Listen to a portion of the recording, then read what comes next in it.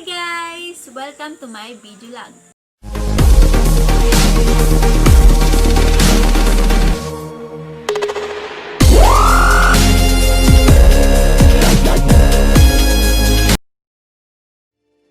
In this video, I will going to discuss to you the 4 questions explaining the following: what is Bloom's taxonomy in 1956 and what are the differences from the revised Bloom taxonomy of 2001 to the latter?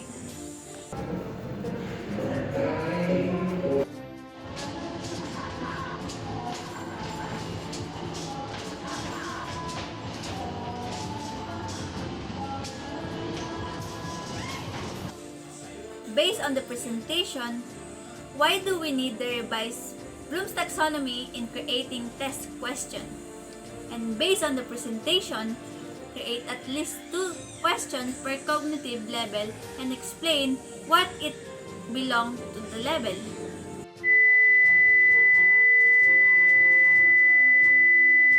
What is Bloom taxonomy? Before we begin, let's give some credit to Benjamin Bloom, who created the taxonomy. And this taxonomy was later revised by Laurent Anderson. Bloom's taxonomy is classification of learning objectives that educators set for students. So dive in and take a look at 10 things you need to know about Bloom's taxonomy.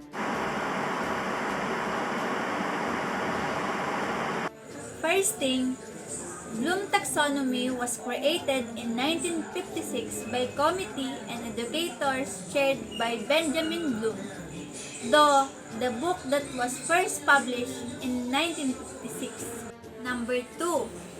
The purposes of these conferences was to share testing and research practices. As a result, educators came to the agreement that an actual theoretical framework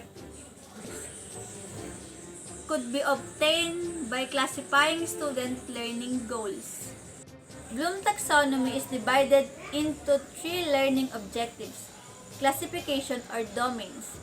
These domains are the cognitive, affective, and psychomotor. Number 4. Each of these domains has categories that encompass that domain. Number 5. The cognitive domain, or how a student thinks, is most closely associated with traditional education, with the skills of knowledge, comprehension, application, analysis, synthesis, and evaluation. Number 6. The affective domain, which revolves around the student's emotional reaction to content, includes skill of receiving, responding, valuing, organizing, and characterizing number. Number 7. The skill set of psychomotor domain, which is described as a student evolution through activity, include perception set, guided response, mechanism, complex overt response, adaptation, and origination. Number 8. Bloom taxonomy defines knowledge specifically as the recall of specific and universal, the recall of methods of processes, or the recall of pattern, structure, or setting. 9.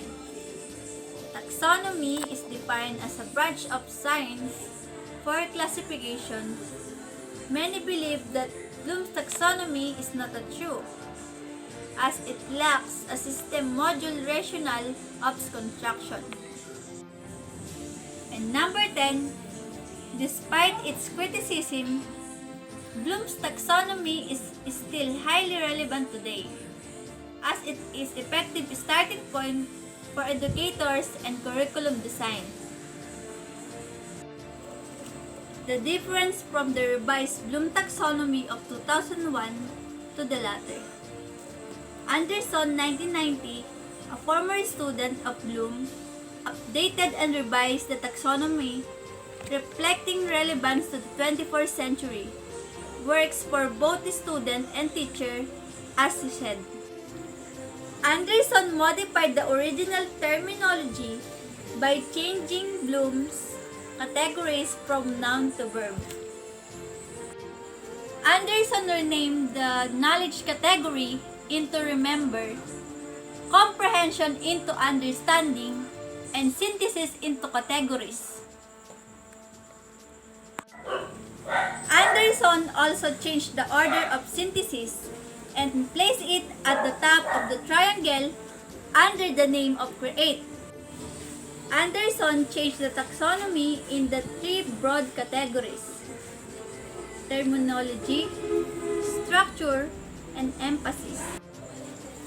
Thus, Anderson and Cratwell, 2001, revised Bloom taxonomy became remember, understand, apply, analyze, evaluate, and create.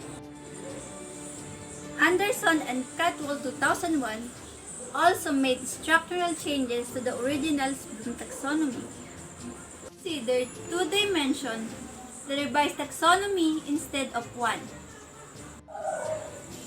The two dimensions are, first, knowledge, or the kind of knowledge to be learned, and number two, cognitive process, or the cognitive processes to be used in acquiring knowledge.